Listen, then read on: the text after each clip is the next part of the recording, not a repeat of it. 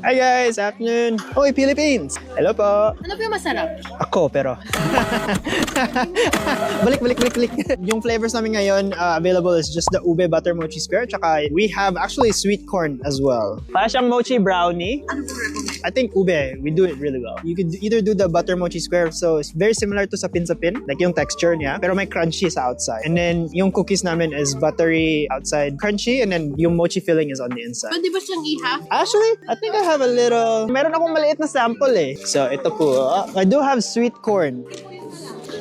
Ito lang po yung ano nyo, gusto? Hindi po. So, if you follow us on Instagram, we have a lot of pop-up events. Next, May Gcash. 1870.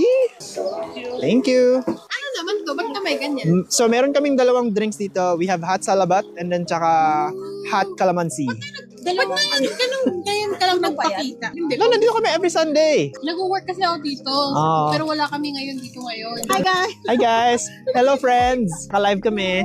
Bili na po kayo.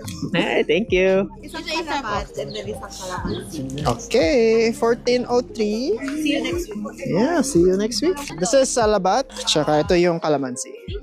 Enjoy, mainit. Enjoy.